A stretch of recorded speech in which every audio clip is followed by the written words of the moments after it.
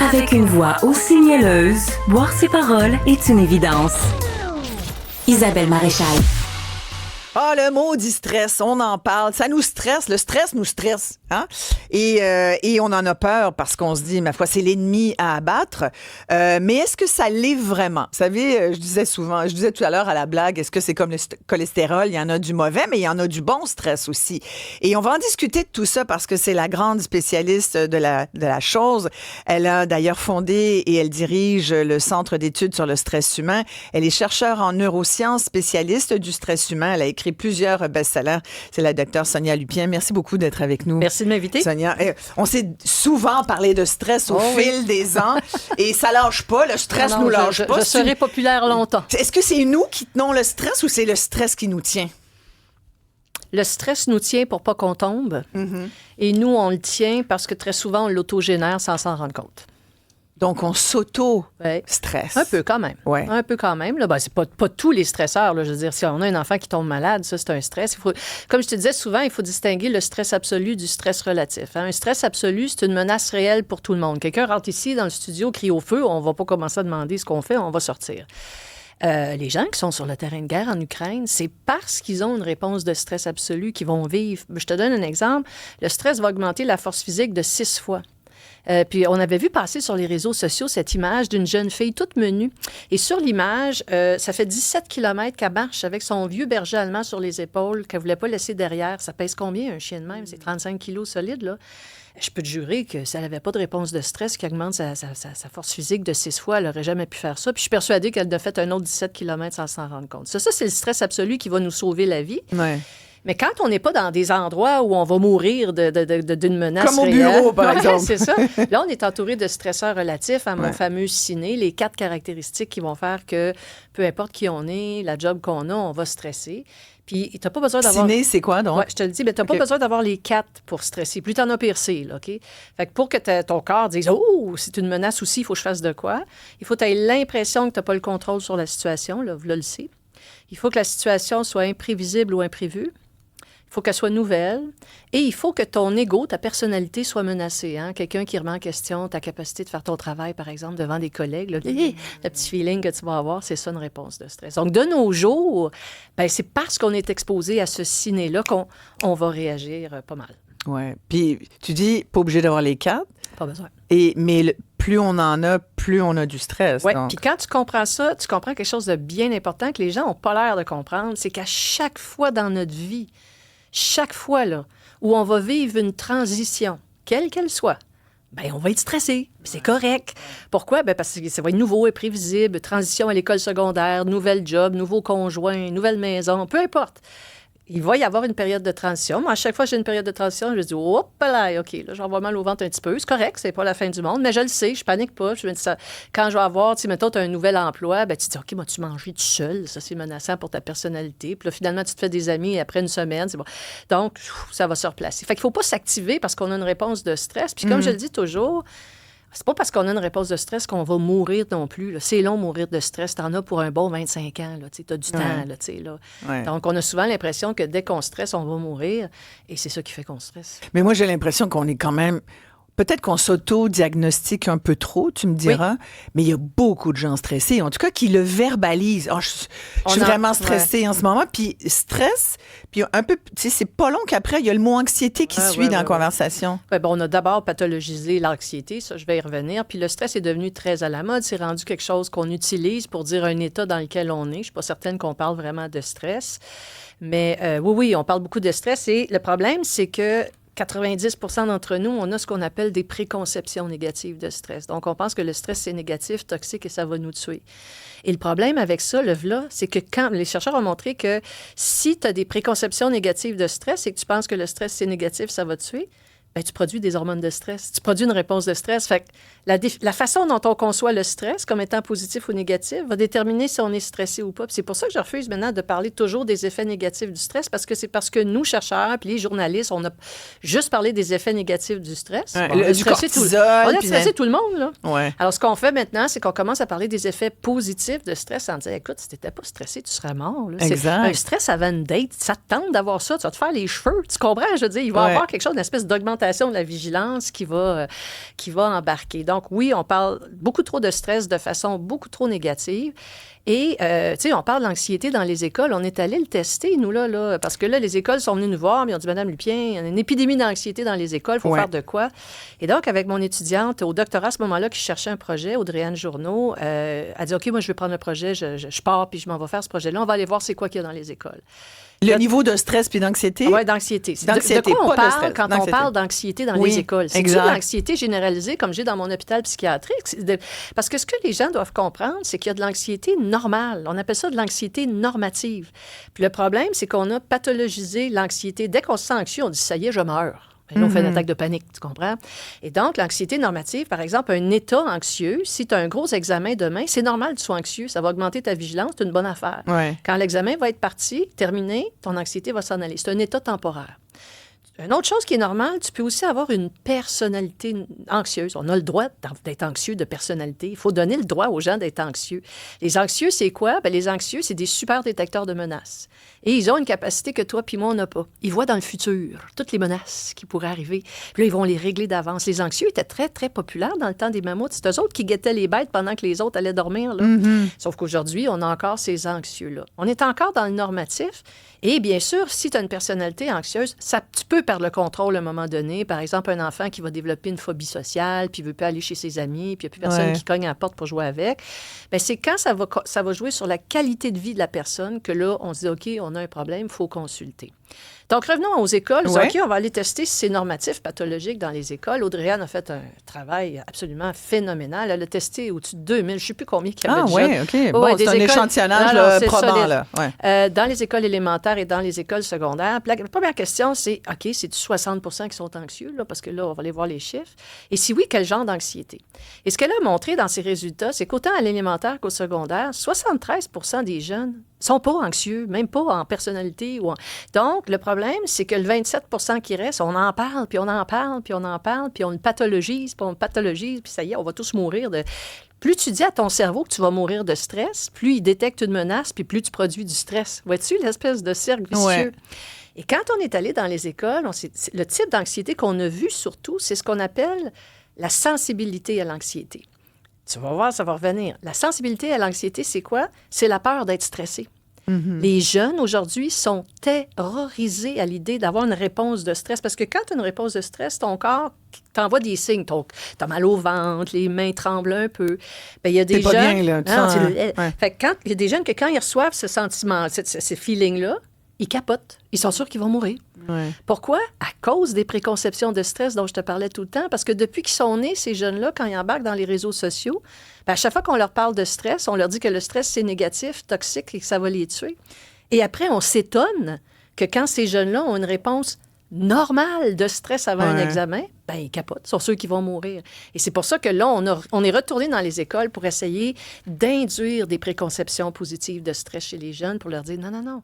Quand tu as un examen, là, au lieu de te dire, ça y est, je vais mourir, fais juste te dire, ceci n'est pas un stress, c'est un challenge. Exact. Oui. Tu vas dire à ton cerveau, calme-toi le pompon, j'ai le contrôle, je suis correct. C'est tout ce dont il a besoin pour arrêter de stresser. Mais si tu crées une espèce de narratif, ça y est, mon Dieu, ça y est, j'en vais tous y mourir.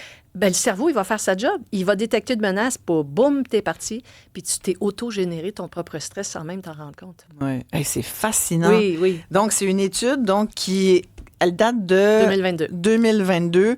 Est-ce que depuis les 3 dernières années, tu dirais, si on retournait aujourd'hui, là, on sortait de la pandémie. L'étude avait été faite avant la pandémie. C'est long, hein, publié. Okay. Donc, c'est pas un effet pandémie qu'on a eu là. Ben, elle l'a testé. Si on retournait aujourd'hui, à un moment donné dans ma carrière... Ça en est passé tellement de choses. Oui, bien, à un moment donné dans ma carrière, je me suis dit, bon, moi, tu sais, réussir dans ma carrière de chercheur, on a des indicateurs de performance qui un jour m'ont ennuyée. Puis je dis, moi, si jamais je réussis, c'est que je vais avoir réussi à transférer ce que je sais dans ma tête pour que ça serve. C'est là que j'ai commencé à faire beaucoup de transferts de connaissances. Puis pourquoi je suis pas au labo puis chez vous à matin pour en parler aux gens, pour les déstresser, j'espère, un peu. Et ce qui est le fun, c'est qu'on a un programme qui s'appelle Déstress et Progresse. où on fait 5 ateliers auprès des jeunes pour leur apprendre c'est quoi le stress. Et depuis 10 ans, on forme les professeurs pour donner ce programme-là. Fait que les profs viennent recevoir la formation, puis ensuite, ils le donnent dans leur classe. Puis on a un forum où les profs nous disent combien ils en ont formé, puis là, on échange des trucs. Ben, à date, on en a formé 175 000 juste au Québec. Hein? Et on a inclus un nouvel atelier sur le stress positif. Puis je pense qu'on réussit à déstresser les jeunes parce qu'il y a beaucoup de profs qui m'écrivent qui disent « Hey, ça n'a pas d'allure ». Au début, d'abord, ils ne croient pas quand on leur dit que ce stress peut être positif. Ça va pas ensemble pour eux, ben ouais. Puis même, à un moment donné, à Radio-4, j'avais fait une chronique où je m'adressais aux jeunes pour que les profs utilisent cette chronique-là, où je parle aux jeunes en disant « Moi, te montrer, il faut t'apprendre à bien stresser. Une fois que tu sais faire ça, là, la vague, tu vas surfer dessus au lieu de te faire prendre par la vague. » Et je pense qu'on voit des effets positifs parce qu'il y a beaucoup de profs qui me disent « Ça fonctionne pas chez tout le monde. » Mais ceux qui comprennent que c'est pas un stress, c'est un challenge, puis ils sont comme « Hein? Je peux tuer ce mammouth? » Oui, tu peux tuer ce mammouth. Ouais. Ça peut quand même avoir un effet assez important. Fait que je pense Et comment que on stresse bien, alors? Parce que ce qui est bon pour les jeunes, c'est aussi bon pour les plus vieux. Oui, c'est bon j'en pour parle tout le dans un de monde. mes livres de ça. Il faut apprendre à bien stresser. Ouais, Mais pour apprendre à bien stresser, d'abord, il ne faut pas que tu capotes quand tu as l'alarme qui sonne.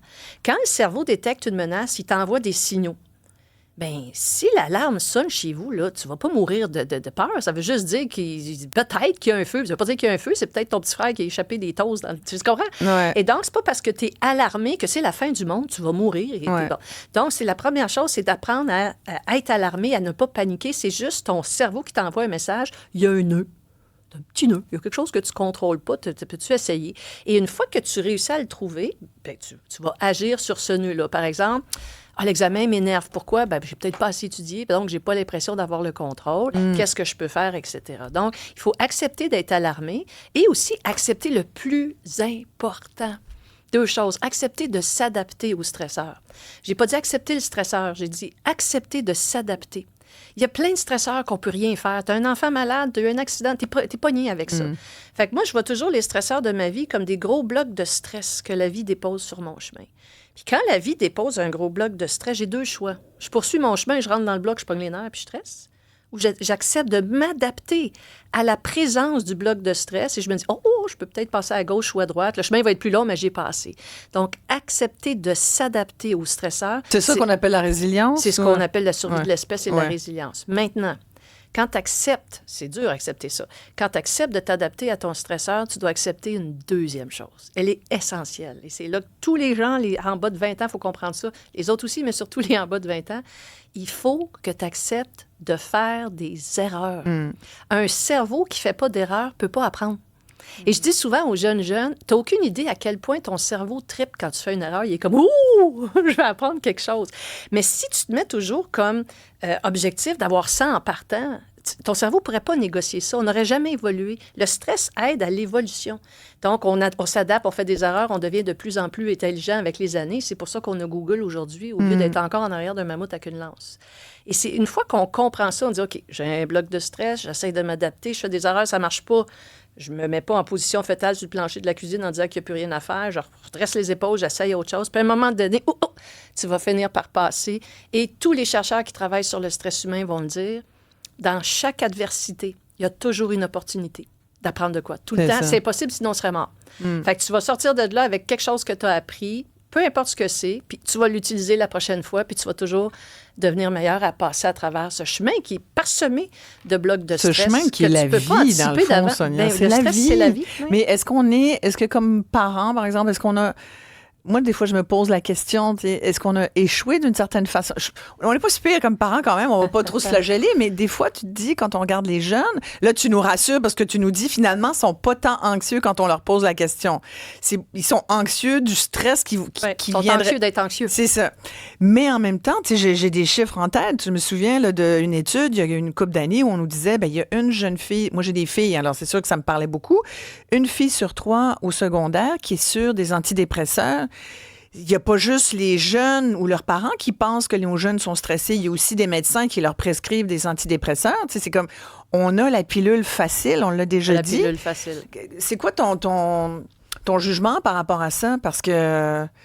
Il y a quand même beaucoup de gens médicamentés. Fait que tu montres qu'ils prennent des médicaments pour rien, qu'ils ne devraient pas en prendre? Bon, je ne vais pas me placer là-dessus, mais oui, on médicamente beaucoup avant de se poser des questions. Puis je pense que le problème, c'est que quand on est médicamenté, on voit pas les mammouths comme il faut. Ouais. C'est comme si tu allais à la chasse aux mammouths un peu buzzés. Ça va être dur combattre les mammouths, tu comprends? Fait que moi, j'ai toujours préféré dans ma vie combattre le mammouth avec une lance. Si j'en ai 2, ça va encore mieux. Bien allumé, bien correct, bien vigilant. Puis je suis vigilante parce que c'est mon stress qui me rend vigilante. C'est ça. Réécouter le film Braveheart avec Mel Gibson. C'est un merveilleux film parce qu'ils sont stressés pendant 2 heures de temps. 2 heures de temps, ils veulent aller tuer l'autre gang. OK?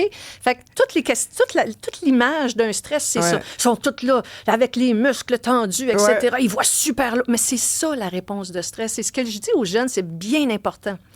Je fais toujours l'image du chasseur de mammouth puis le mammouth. Dans mon image de chasseur de mammouth puis le mammouth, c'est le stresseur. OK? Le mammouth, c'est le stresseur. Le stress, c'est la lance que le chasseur de mammouth a dans les mains. Le stress, c'est l'arme.